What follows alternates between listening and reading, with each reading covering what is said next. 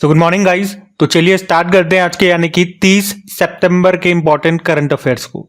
तो इस प्रश्न में आपसे पूछ रहे हैं, अभी हाल ही में केंद्रीय सड़क परिवहन व राजमार्ग मंत्री ने कहां पर ऑक्सीजन बर्ड पार्क का उद्घाटन किया? तो आंसर होगा महाराष्ट्र में। तो वैसे हमारे केंद्रीय सड़क परिवहन व राजमार्ग मंत्री कौन है? नितिन गडकरी हैं। और अभी उन्होंने महाराष्ट्र के नागपुर में नागपुर हैदराबाद राष्ट्रीय राजमार्ग 44 पर ये ऑक्सीजन बर्ड पार्क या इसे ही अमृत महोत्सव पार्क भी कहते हैं और इसका उद्घाटन किया। ऑक्सीजन बर्ड पार्क ये एक पर्यावरण पहल है और इसे भारतीय राष्ट्रीय राजमार्ग प्राधिकरण यानी कि national highways authority of India ने बनाया है। इस पार्क को प्राकृतिक पक्षियों के आवास के लिए डिजाइन किया गया है, जिसका उद्घाटन अभी किसने किया? नितिन गडकरी जी ने किया। कहां पे किया? महाराष्ट्र के नागपुर में। अच्छा, अब यहाँ पे कुछ इंपॉर्टेंट पार्क्स मैं आपको रिवाइज कराता हूं जो आपके करंट अफेयर्स में रहे थे। इसमें से बहुत से आपको याद भी होंगे, जैसे कि भारत का पहला डिजिटल साइंस पार्क ये आपको केरल के कोच्चि में मिलेगा। भारत का पहला जियोलॉजिकल पार्क ये बनेगा मध्य प्रदेश के जबलपुर में। देश का पहला एआई और रोबोटिक टेक्नोलॉजी पार्क जिसे कहते हैं आर्ट पार्क ये बना है बंगलुरु में। देश का पहला पूर्ण महिला स्वामित्व वाला फिक्की लेडीज ऑर्गेनाइजेशन औद्योगिक पार्क ये आपको मिलेगा हैदराबाद में। देश का पहला ई वेस्ट इको पार्क ये आपको मिलेगा दिल्ली में। देश का पहला जेंडर पार्क केरल के कोझिकोड में। देश का पहला नाइट सफारी पार्क बनेगा लखनऊ में। सैटेलाइट फोन से लैस होने वाला भारत का पहला नेशनल पार्क ये काजीरंगा नेशनल पार्क में स्थापित हुआ। और भारत का पहला रक्षा औद्योगिक पार्क बनेगा केरल में। और भारत के पहले वैदिक थीम पार्क ये कहाँ पे बना? उत्तर प्रदेश में, जिसका नाम वेद वन पार्क रखा गया है। तो इस तरह से ये 10 इंपॉर्टेंट पार्क जो आपके न्यूज में थे वो मैंने आपको रिवाइज करा, इनको ध्यान में रखना। अगला प्रश्न देखते हैं। तो अगले प्रश्न में पूछ रहे हैं, उत्तर पूर्वी राज्यों पर केंद्रित 8वां भारतीय कला महोत्सव इसका आयोजन कहां पे किया गया? तो आंसर होगा तेलंगाना में। तो याद रखेंगे, उत्तर पूर्वी राज्यों पर केंद्रित अभी 8वां भारतीय कला महोत्सव का आयोजन अभी ये सिकंदराबाद तेलंगाना में किया गया और इसका उद्घाटन किया हमारी प्रेसिडेंट द्रौपदी मुर्मू जी ने। और 8 दिनों तक चलने वाला है ये भारतीय कला महोत्सव। अभी 29 सितंबर को शुरू हुआ जो कि 6 अक्टूबर तक चलेगा। इसमें पूर्वोत्तर राज्यों की कला, संस्कृति, शिल्प और पाक विविधता का प्रदर्शन किया जाएगा।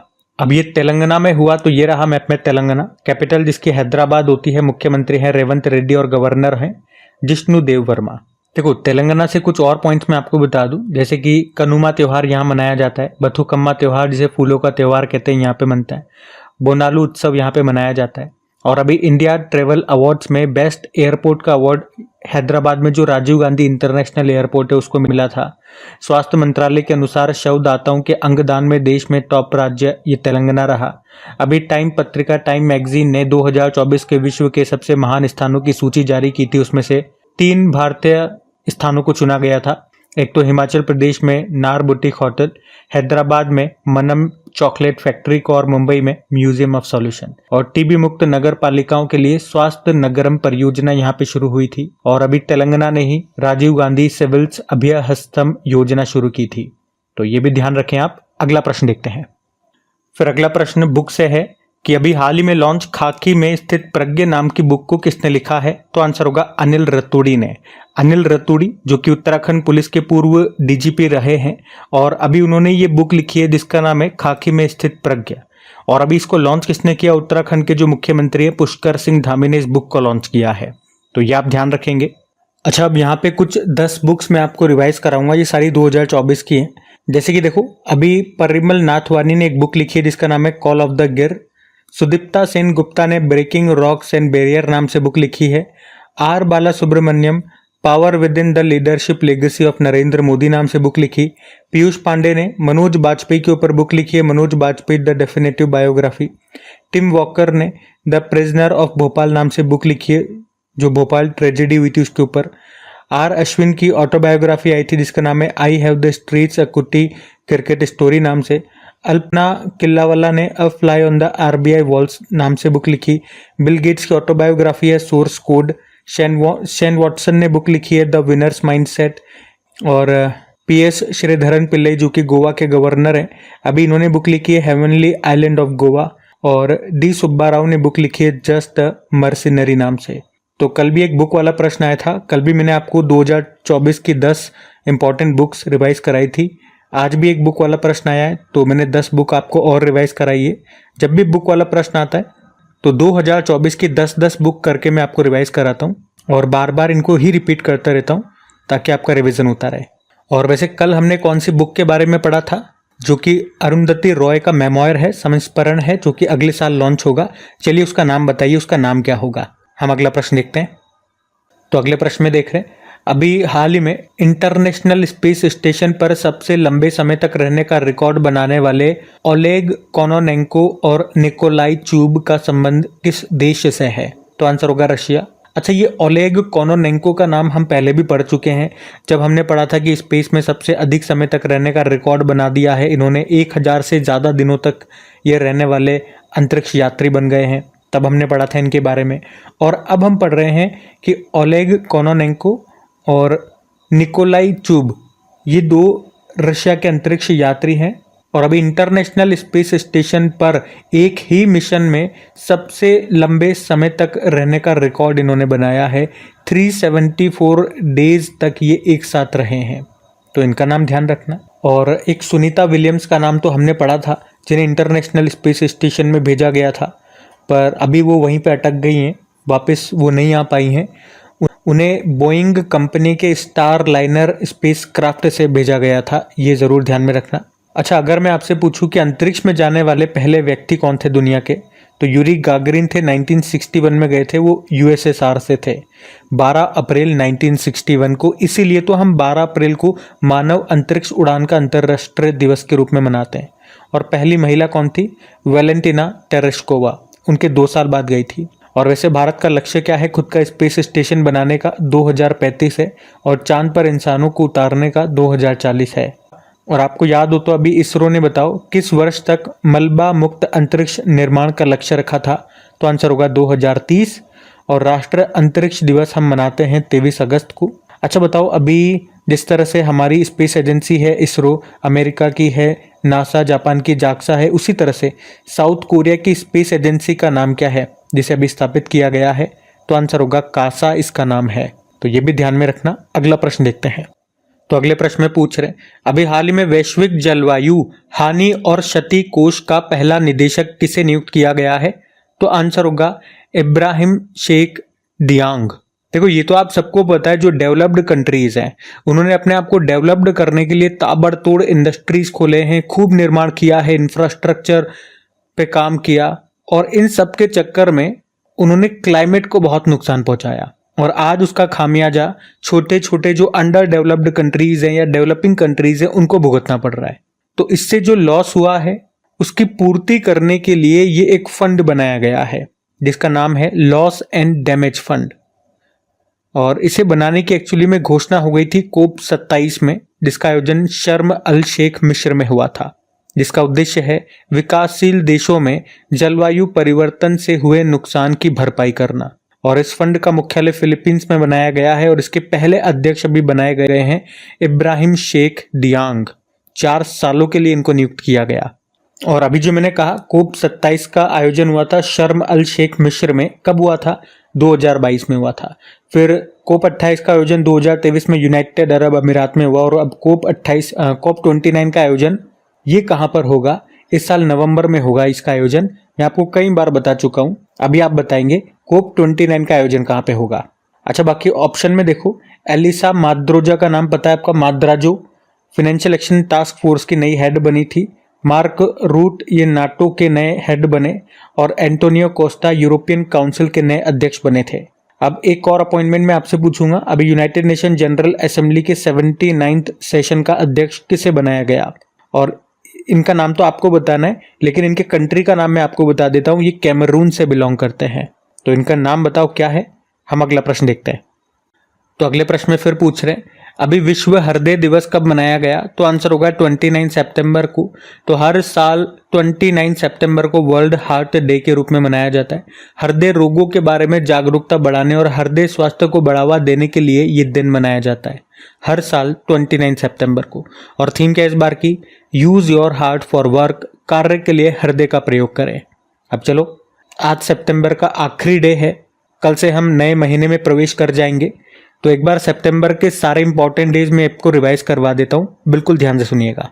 तो देखो 2 सितंबर को विश्व नारियल दिवस मनाया था, 5 सितंबर को इंटरनेशनल डे ऑफ चैरिटी, 1 से लेकर 7 सितंबर तक नेशनल न्यूट्रिशन वीक, 7 सितंबर को अंतर्राष्ट्रीय पुलिस सहयोग दिवस international day of police cooperation, 7 सितंबर को अंतर्राष्ट्रीय गिद्ध जागरूकता दिवस इंटरनेशनल वल्चर अवेयरनेस डे सितंबर के पहले शनिवार को था। 7 सितंबर को ही international day of clean air for blue skies यानी कि अंतर्राष्ट्रीय स्वच्छ वायु नील गगन दिवस मनाया, जिसे भारत में स्वच्छ वायु दिवस कहते हैं। 8 सितंबर को अंतर्राष्ट्रीय साक्षरता दिवस, 8 सितंबर को विश्व भौतिक चिकित्सा दिवस वर्ल्ड फिजिकल थेरेपी डे, 10 सितंबर को विश्व आत्महत्या रोकथाम दिवस, 12 सितंबर दक्षिण दक्षिण सहयोग के लिए अंतर्राष्ट्रीय दिवस, 14 सितंबर राष्ट्रीय हिंदी दिवस, 15 सितंबर राष्ट्रीय इंजीनियर दिवस और अंतर्राष्ट्रीय लोकतंत्र दिवस, 16 सितंबर वर्ल्ड ओजोन डे, 18 सितंबर वर्ल्ड बैम्बू डे यानी कि बांस दिवस, 21 सितंबर को अंतर्राष्ट्रीय शांति दिवस पीस डे, 21 सितंबर विश्व अल्जाइमर दिवस और इंटरनेशनल रेड पांडा डे, और 21 सितंबर को ही अंतर्राष्ट्रीय तटीय सफाई दिवस भी मनाया।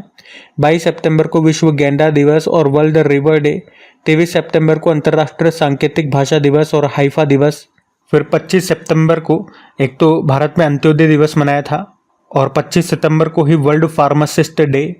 फिर 26 सितंबर को विश्व पर्यावरण स्वास्थ्य दिवस मनाया, वर्ल्ड एनवायरनमेंट हेल्थ डे, और 27 सितंबर को विश्व पर्यटन दिवस मनाया, वर्ल्ड टूरिज्म डे, और अभी 28 सितंबर को हमने वर्ल्ड रेबीज डे के रूप में मनाया था। तो ये सितंबर के अभी तक के इंपॉर्टेंट डेज हो गए, इनको सबको ध्यान में रखना। अगला प्रश्न देखते हैं। और हाँ, अगर आप में से कोई स्टूडेंट पहली बार करे कि एग्जाम चैनल पे करंट अफेयर्स पढ़ रहे हैं तो आपको बता दूं, ये सारा मटेरियल आपको पीडीएफ में मिलेगा। और पीडीएफ कहाँ पे मिलेगी? अपने टेलीग्राम चैनल पे, जिसका लिंक नीचे डिस्क्रिप्शन बॉक्स में है। और अगर सेशन अच्छा लगे तो प्लीज वीडियो को लाइक जरूर कीजिएगा और अपने दोस्तों के साथ में एक स्टडी ग्रुप में वीडियो को शेयर जरूर कर देना। अभी हम अगला प्रश्न देखते हैं। तो फिर अगले प्रश्न में आपसे पूछ रहे हैं, अभी IWF junior world weightlifting championship 2024 में भारत के लिए एकमात्र पदक किसने जीता है? तो आंसर होगा धनुष लोगनाथन ने। तो IWF junior world weightlifting championship 2024 की अगर पहले बात करें, इसका आयोजन 9 से लेकर 27 सितंबर 2024 तक हुआ। अभी कहाँ पे? लियोन, फ्रांस में। और इस चैंपियनशिप में भारत के लिए एकमात्र पदक लेकर के आए हैं धनुष लोगनाथन, इनका नाम है। इन्होंने 55 किलोग्राम कैटेगरी में ब्रोंज मेडल जीता है। IWF मतलब हो गया इंटरनेशनल वेटलिफ्टिंग फेडरेशन, और इसकी बात करें अगर स्थापना होती है 1905 में, हेडक्वार्टर लुज़ेन स्विट्जरलैंड में हो गया, और प्रेसिडेंट इसके मोहम्मद जलूद है। तो ये भी ध्यान रखना, इसके स्टैटिक भी। अगला प्रश्न देखते हैं। तो अगले प्रश्न में पूछ रहे, अभी हाल ही में उत्तर संयुक्त 2024 अभ्यास का संबंध किस से है? तो आंसर होगा रशिया और चाइना। तो एक्सरसाइज का नाम है उत्तर संयुक्त 2024 अभ्यास। ये एक नेवल एक्सरसाइज है जो रशिया और चाइना के बीच में हुआ। कहाँ पे?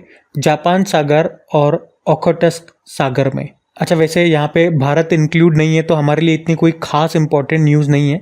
अगर भारत इसमें इंक्लूड होता तो फिर ज़्यादा इंपॉर्टेंट हो जाती। तो एक काम करता हूँ, एक्सरसाइज का प्रश्न आ गया तो यहाँ पे हम एक काम कर लेते हैं।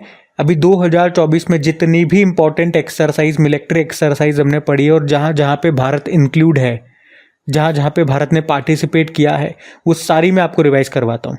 क्योंकि आज वैसे पूरी क्लास में कोई भी ऐसा बड़ा टॉपिक नहीं आया जहाँ पे मैंने कोई रिवीजन आपका ज़्यादा करवाया हो। तो चलो इसी बहाने हमें टाइम भी मिल गया तो हम रिवीजन कर लेते हैं। तो आप कोशिश करिएगा मेरे साथ साथ बोलने की, सारी चीज़ें मैं आपको शो करता हुआ चलूँगा। जैसे कि देखो, इस साल की जो पहली एक्सरसाइज थी वो थी डेजर्ट साइक्लोन, भारत और यूएई के बीच में हुई थी राजस्थान में। सहयोग काजिन एक्सरसाइज भारत जापान के बीच में हुई थी चेन्नई में। अयुत्या एक्सरसाइज इस बार पहली बार हुआ था, भारत और थाईलैंड के बीच में, ये पहला संस्करण था। साइक्लोन एक्सरसाइज इस बार दूसरा संस्करण था, भारत और इजिप्ट के बीच में हुआ, ये इजिप्ट में। खंजर एक्सरसाइज भारत और किर्गिस्तान के बीच में हुआ, ये हिमाचल प्रदेश के बकलो में। स्टीड फास्ट डिफेंडर एक्सरसाइज का आयोजन नाटो ने किया। Desert knight exercise Bharat France UAE के बीच में हुआ, ये अरब सागर के ऊपर। सदात अंशीक अभ्यास भारत सऊदी अरब के बीच में हुआ, ये राजस्थान में। वायु शक्ति एक्सरसाइज का आयोजन इंडियन एयरफोर्स ने किया, पोखरन राजस्थान में। मिलन एक्सरसाइज का आयोजन इंडियन नेवल फोर्स ने किया, लगभग 50 से ज़्यादा देशों ने हिस्सा लिया था, विशाखापत्तनम में हुआ था ये। और दोस्ती एक्सरसाइज भारत मालदीव और श्रीलंका के बीच में हुआ था, मालदीव में। समुद्र लक्ष्मण एक्सरसाइज भारत और मलेशिया के बीच में हुआ था, ये विशाखापत्तनम में। सी डिफेंडर एक्सरसाइज भारत और अमेरिका के बीच में हुआ था, ये पोर्ट ब्लेयर में, जो कि अंडमान निकोबार की कैपिटल है। और पोर्ट ब्लेयर का वैसे नाम बदल दिया गया, कमेंट करके बताइए क्या नाम रखा गया है।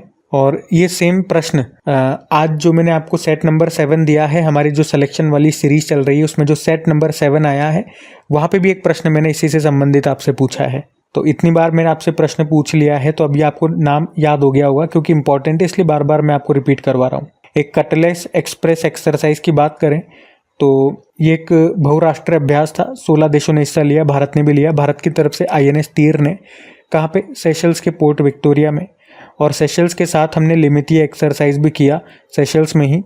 और टाइगर ट्रम्प एक्सरसाइज अमेरिका और भारत के बीच में हुआ है, भारत के पूर्वी समुद्री तट पर। गगन शक्ति अभ्यास का आयोजन इंडियन एयरफोर्स ने किया। धर्मा गार्जन एक्सरसाइज भारत और जापान के बीच में हुआ, यह राजस्थान में। डस्टलिक अभ्यास का आयोजन भारत और उज्बेकिस्तान के बीच में हुआ, उज्बेकिस्तान में। सागर कवच अभ्यास का आयोजन अभी दूसरा था, लक्षद्वीप में हुआ था। बाकी विक्टस हेज की बात करेंगे, अंतरिक्ष में पहली बार एक एक्सरसाइज हुआ था, ये अमेरिका ने किया था, अमेरिका की स्पेशल फोर्स ने, अमेरिका की स्पेस फोर्स ने। पूर्वी लहर अभ्यास भारतीय नौसेना ने आयोजन किया था भारत के पूर्वी समुद्री तट पर। गगन स्ट्राइक सेकेंड भारतीय सेना और वायुसेना ने आयोजन किया था पंजाब में। शक्ति अभ्यास भारत फ्रांस के बीच में हुआ, मेघालय के उमरोई में। तारकश अभ्यास भारत अमेरिका के बीच में हुआ, कोलकाता में। रेड फ्लैग अभ्यास ये एक बहुराष्ट्रीय अभ्यास था, भारत ने भी हिस्सा लिया था, अलास्का अमेरिका में हुआ। रिमपैक भी बहुराष्ट्रीय अभ्यास है, भारत ने हिस्सा लिया था, भारत की तरफ से INS शिवालिक गया था यहाँ पे, अमेरिका के हवाई में। जिमैक्स एक्सरसाइज भारत और जापान के बीच में हुआ, जापान में। तरंग शक्ति का आयोजन इंडियन एयरफोर्स ने किया था, तमिलनाडु और राजस्थान में। हॉपेक्स अभ्यास भारत और मिस्र के बीच में हुआ था, ये मिस्र में। और मैत्री अभ्यास भारत और थाईलैंड के बीच में हुआ, ये थाईलैंड में। उदार शक्ति भारत और मलेशिया के बीच में हुआ, मलेशिया में। मित्र शक्ति ये भारत और श्रीलंका के बीच में हुआ, श्रीलंका में। पर्वत प्रहार अभ्यास भारतीय सेना ने इसका आयोजन किया, लद्दाख में हुआ। खान क्वेस्ट 2024 ये बहुराष्ट्रीय अभ्यास था, बहुत सारे देशों ने हिस्सा लिया था, भारत ने भी लिया, मंगोलिया में हुआ था। वरुण अभ्यास भारत और फ्रांस के बीच में हुआ था, भूमध्य सागर में। युद्ध अभ्यास भारत अमेरिका के बीच में हुआ, राजस्थान में। और अल नजा अभ्यास भारत और ओमान के बीच में हुआ, ओमान में। ये एक आर्मी एक्सरसाइज है, थल सेना अभ्यास है। उसी तरह से ओमान के बीच में ईस्टर्न ब्रिज एक्सरसाइज भी हुआ, ये एक एयर डिफेंस एक्सरसाइज है, ओमान में हुआ। और ओमान के साथ हम इस साल नवंबर में एक नेवल एक्सरसाइज करेंगे, उसका नाम है नसीम अल बहर, कहाँ पे होगा, ये भी ओमान में। तो ओमान के साथ तीनों सेनाओं के साथ हम जो जो एक्सरसाइज करेंगे वो नाम मैंने यहाँ पे लिख दिए हैं, और इस साल कहाँ पे होंगे वो भी मैंने एक साथ आपको लिख दिया है। तो इस तरह से 2024 के अभी तक के सारे इंपॉर्टेंट एक्सरसाइज हमने यहाँ पे रिवाइज कर लिए। ठीक है, अगला प्रश्न देखते हैं। तो फिर अगले प्रश्न में पूछ रहे हैं, अभी हाल ही में केंद्र की फर्जी समाचार की पहचान करने वाली तथ्य जांच इकाई को किसने खारिज कर दिया? तो आंसर होगा बॉम्बे हाई कोर्ट। तो इलेक्ट्रॉनिक्स एंड IT मिनिस्ट्री ने, जिसके मंत्री हैं अश्विनी वैष्णव, तो इस मंत्रालय ने फैक्ट चेक यूनिट यानी कि तथ्य जांच इकाई का निर्माण किया था। उद्देश्य था सोशल मीडिया पर जो फैक्ट चल रहे हैं वो सही है या नहीं है, इसकी जांच करने के लिए इसका निर्माण किया गया था। पर अभी बॉम्बे हाई कोर्ट ने इसे बंद करने का फैसला कर दिया, इसे खारिज कर दिया। क्या कहा? तो कोर्ट ने कहा कि ये संविधान के अनुच्छेद 14 जो कहता है समानता का अधिकार, और अनुच्छेद 19(1)(a जो कि भाषण व अभिव्यक्ति की स्वतंत्रता की बात करता है, तो ये उसका उल्लंघन कर रहा है। इसी के साथ ही अनुच्छेद 21 जीवन और अभिव्यक्ति स्वतंत्रता के अधिकार का भी उल्लंघन करता है। मतलब कोई व्यक्ति कुछ भी लिखे सोशल मीडिया पर, उसके पास ये अधिकार है। तो ये तथ्य बता करके इसको खारिज कर दिया है। किसने? बॉम्बे हाई कोर्ट ने। देखो, हाई कोर्ट की बात करें तो हाई कोर्ट का उल्लेख संविधान के किस अनुच्छेद में है? पहले इसकी बात करें तो आर्टिकल 214 से लेकर 231 तक। और हाई कोर्ट के चीफ जस्टिस को शपथ दिलाई जाती है उस स्टेट के गवर्नर के द्वारा, और नियुक्ति करते हैं प्रेसिडेंट आर्टिकल 217 के अंतर्गत।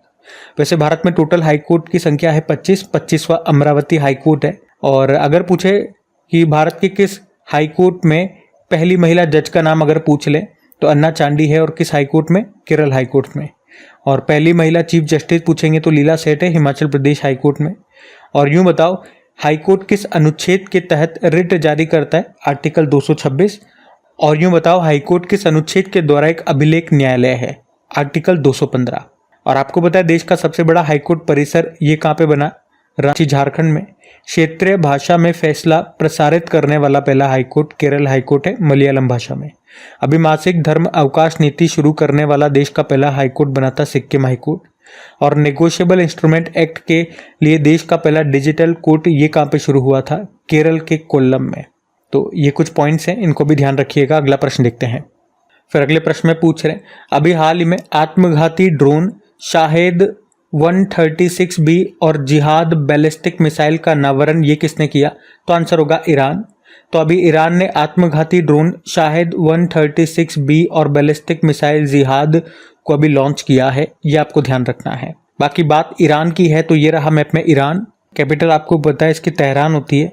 करेंसी ईरानी रियाल बोल दो, या इसकी जो नई करेंसी लॉन्च हुई थी वो तोमान है, आप दोनों ध्यान रखो। और नए प्रेसिडेंट कौन बन गए हैं? मसूद पेजेस्कियान बन गए हैं। चाबहार पोर्ट आपको यहीं पे मिलेगा और इसी में एक टर्मिनल है शाहिद बेहस्ती पोर्ट, वो भी आप ध्यान रखो यहीं पर है। दस्ते लुत और दस्ते कबीर मरुस्थल भी आपको यहीं पर मिल जाएगा। रामसर स्थल आपको यहीं पे मिलेगा, जहाँ पे आपको याद होगा 2 फरवरी 1971 1971 को रामसर कन्वेंशन हुआ था आर्द्र भूमियों के संरक्षण के लिए। और अभी आपको याद हो तो फतेह मोहज्जेरानी ये ईरान की पहली महिला गवर्नमेंट स्पोक पर्सन बनी थी। और अभी धरती का सबसे उच्चतम तापमान 82.2 डिग्री सेल्सियस यहीं पे दर्ज किया गया था ईरान में ही। अभी ईरान ने इस साल की दूसरी सैटेलाइट चामरान 1 को भी लॉन्च किया था, तो ये भी ध्यान में रखना। तो गाइज ये थे आज के आपकी करंट अफेयर्स की क्लास। कमेंट करके जरूर बताइएगा आज का सेशन आपको कैसा लगा। वैसे कल संडे था तो इतनी कोई खास न्यूज़ वगैरह आई नहीं, लेकिन जो भी था मैंने आपको करवा दिया। बाकी अगर सेशन अच्छा लगे तो प्लीज वीडियो को लाइक जरूर करना। दोस्तों के साथ में स्टडी ग्रुप में एक बार शेयर जरूर कर देना। एक बार फिर से मैं आपको याद दिला रहा हूँ, पीडीएफ के बारे में मैंने आपको बता दिया। तो चलो अभी कल के करंट अफेयर्स का क्विक रिविजन कर लेते, फिर हम सेशन एंड करेंगे। तो यहाँ पे हम 29 सितंबर के इंपॉर्टेंट करंट अफेयर्स का क्विक रिवीजन कर रहे हैं, जिसमें पहला प्रश्न पूछा था कि mother Mary comes to me ये किसका पहला मेमोयर है? तो आंसर होगा अरुंधति रॉय। फिर पूछा था वर्ल्ड टैलेंट रैंकिंग में भारत कौन से स्थान पे रहा? 58 पे। फिर पूछा KN दारूवाला का निधन हो गया, वे क्या थे? लेखक थे। वर्ल्ड रेबीज डे मनाया 28 सितंबर को। सर्वश्रेष्ठ पर्यटन गांव प्रतियोगिता 2024 में राजस्थान के देवमाली गांव को किस श्रेणी में विजेता घोषित किया गया था? समुदाय आधारित पर्यटन में। और इथेनॉल उत्पादन में भारत ने वैश्विक स्थान पर कौन सा स्थान हासिल किया? तो आंसर होगा तीसरा स्थान। ड्वेन ब्रावो ने क्रिकेट के सभी फॉर्मेट से संन्यास ले लिया, वे किस देश के खिलाड़ी हैं? West Indies. और एशियाई सर्वोच्च लेखा परीक्षा संस्थान संगठन के अध्यक्ष बन गए गिरीश चंद्र मुर्मू। मनकीडिया समुदाय किस राज्य में वनों पर निवास अधिकार पाने वाला छठा विशेष रूप से कमजोर जनजातीय समूह PVTG ग्रुप बन गया? उड़ीसा। और आखिरी प्रश्न था कि 7वें राष्ट्रीय पोषण माह में शीर्ष प्रदर्शन करने वाला राज्य कौन सा है? तो आंसर होगा महाराष्ट्र। तो चलो भी कल का होमवर्क प्रश्न भी देख लेते हैं और सेशन एंड करते हैं। तो कल के वीडियो में पूछा था गांधी मंडेला पुरस्कार 2020 से किसे सम्मानित किया गया? तो आंसर होगा रिगोबर्टा मेंचू को। आप सभी ने प्रश्न का बिल्कुल सही उत्तर दिया। अब यह आज का आपका होमवर्क प्रश्न है।